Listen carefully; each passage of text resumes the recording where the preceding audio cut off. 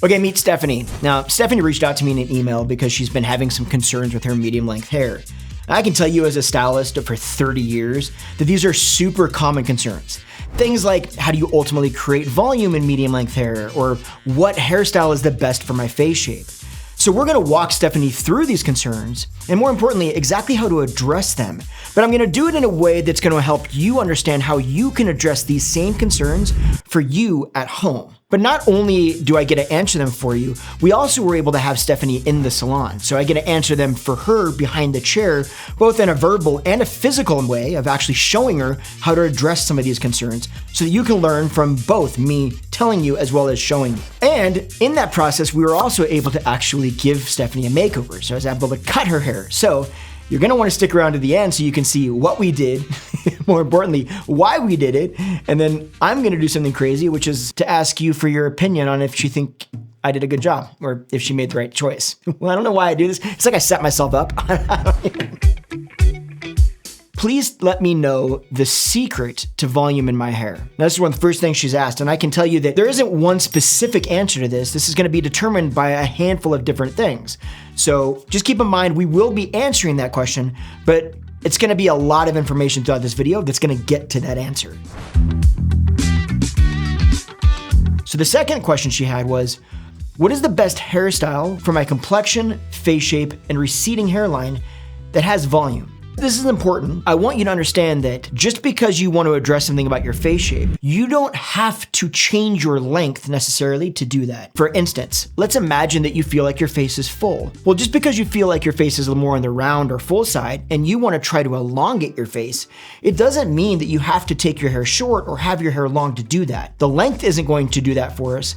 It's how we cut the shape into that length, where we add volume, where we add layering, where we take volume away. Maybe if we have bangs or no bangs, the way we style the hair. All of these things are going to be what actually determines if this overall length and shape is accentuating things about your face shape or not accentuating things about your face shape. Right. This is why I can do this, have length down there, have fullness in here, more fullness than would be, like you just said, that would drive you crazy. Right. And it doesn't bug you because this length offsets it. So it pulls this down and you're not seeing that fullness that this is creating. Exactly. But the minute we pull this away, now it's like you've got length up here, you add all this fullness in here, and basically it all of a sudden it kind of does this thing, and it just makes it feel like all you see is cheeks. Yes. And it adds a bunch of width through there. Exactly. Now, this is important to realize because this allows you to determine the length based more on what comfort level you're in and what you feel the best as far as length goes in. Then we can address the layering and the way that we style it and all of that to make it function for your face shape.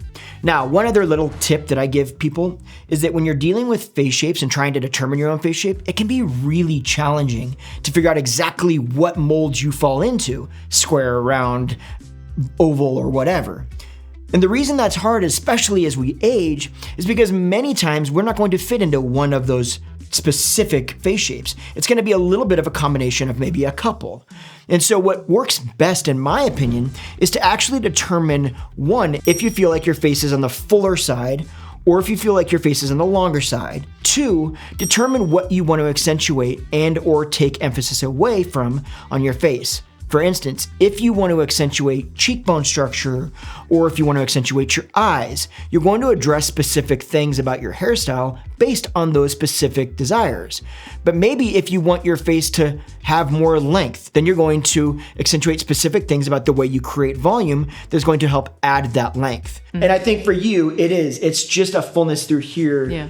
We don't need to like go in and hardcore accentuate cheekbone structure, which I think we will anyway. On some level we should, but that isn't the focus. The focus is making sure that we have enough to elongate, offset any fullness that we're gonna see on the sides so that we don't add fullness and not add some length to break that up a little bit. So don't try to get your face into a specific face shape. Just determine if it's too long, too full, and then what you want to accentuate. And these are things that you can share with your stylist to help you guys decide what's the best overall shape within the determined length that makes you feel comfortable so that you can work the best to get the end result that you want and feel good in. So I am going to be breaking down how you can actually explain what we do with Stephanie's hair to your stylist. So if you want to recreate that, you absolutely can.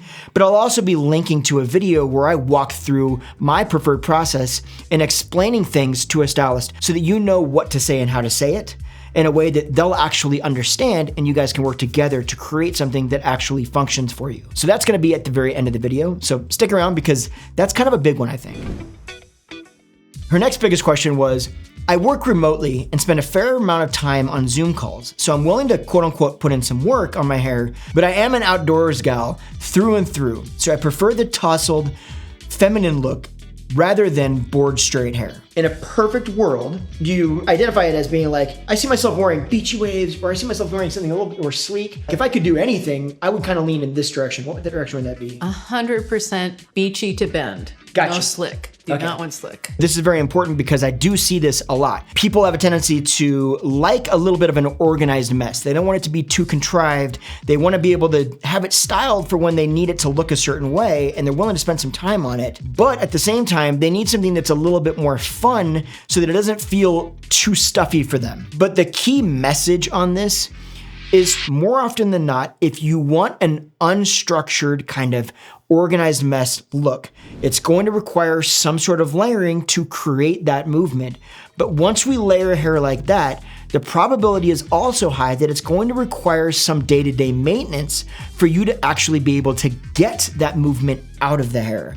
And so having this desire but not wanting to spend any time on it, that's gonna run you into a bunch of problems, and you're gonna get frustrated because it's never gonna look quite the way you want it to look. But if you're willing to spend some time on it, it's a really, really good option. The other thing to kind of take in consideration with this is, if you are getting outside a lot, it likely means that you need to pull your hair back a bit as well, or be able to get it out of your face for when you are doing things like if you're gardening or your head is down and you don't want hair to fall in your face. Most layers in the front can be pulled back behind your ears or pinned back relatively easy. So usually I find that the payoff, ability to have movement and texture, far outweighs the overall concern, which is the hair's gonna fall on my face. You get a lot more ROI on this. There's a lot more pros than cons.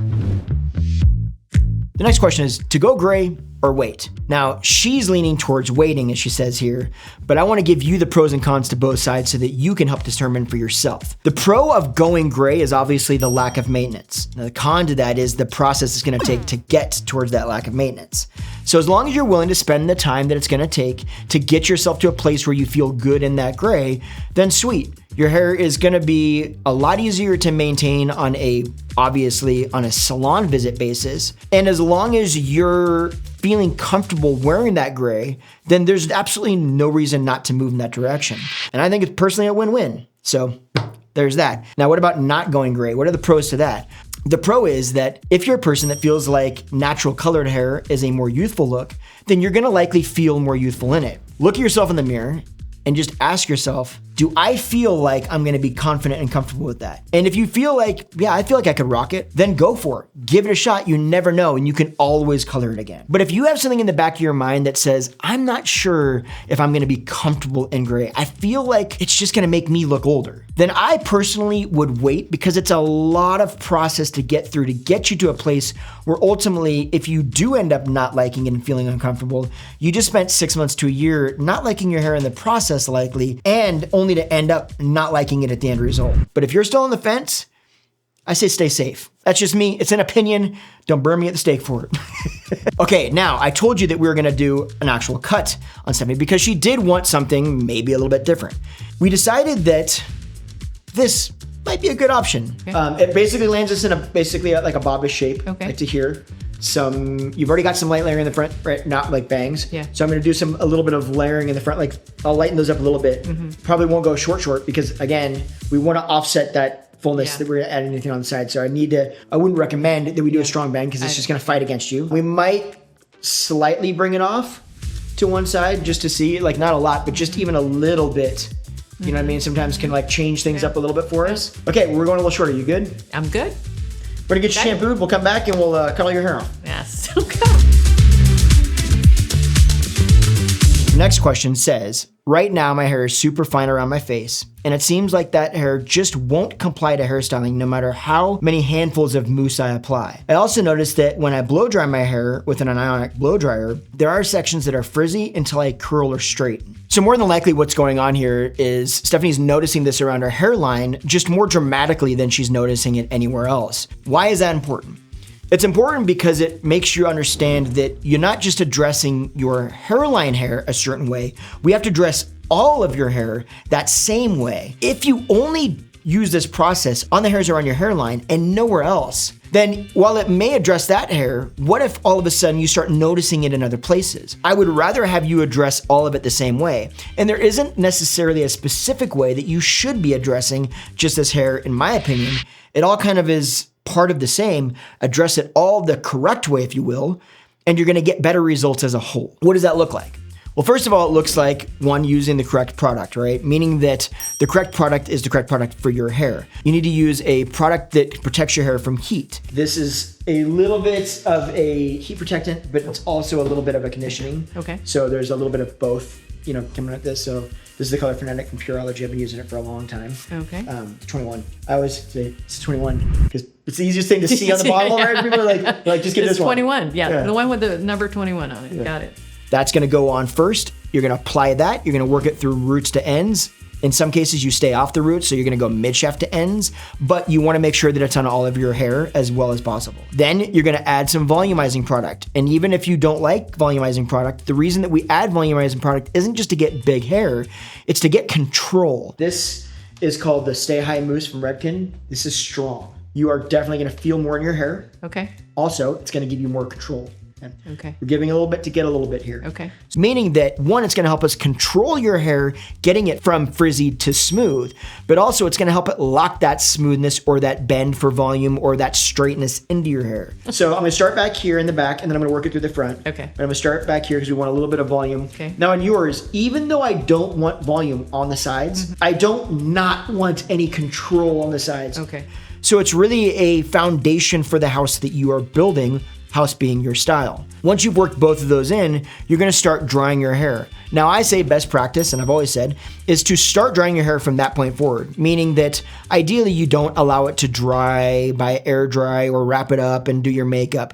I understand that that is some people's process, and if that is the process that you have to take, fine. But in a perfect world, we would apply the product and immediately start with the drying process.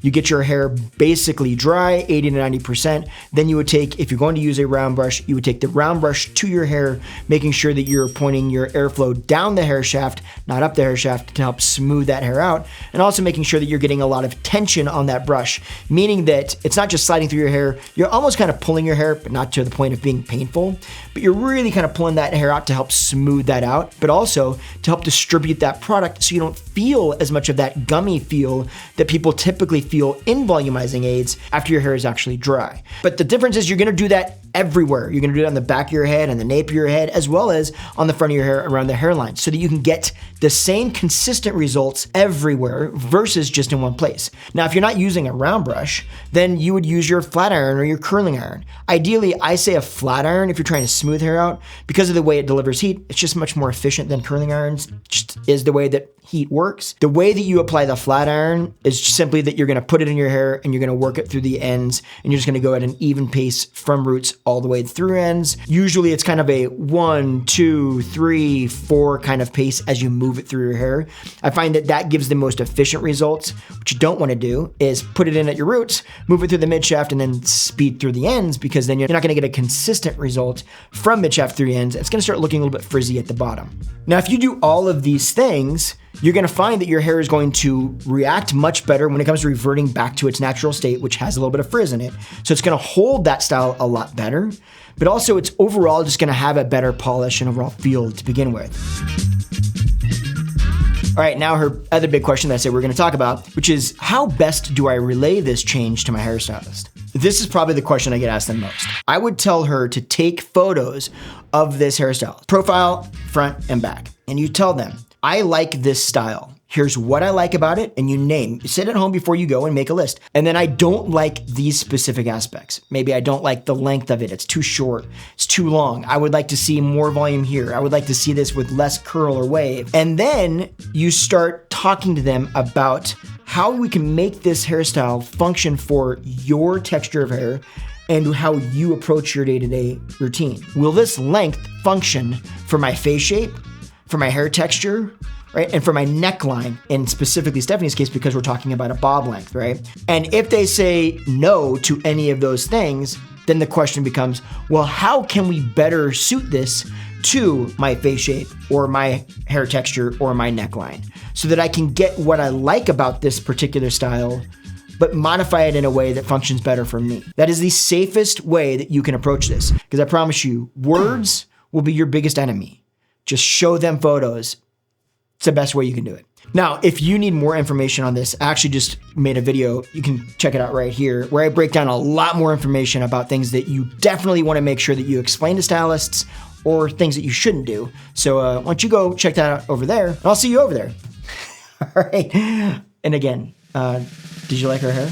Slightly different. Slightly different than when you came in. I love it. Do you? Yes, I do. It feels so good. Oh my gosh. Why am I asking? I really do like it. Do you? Yes. Good. Because you really are stuck with it now. I know, right? Comment below. Let me know. Glutton for punishment.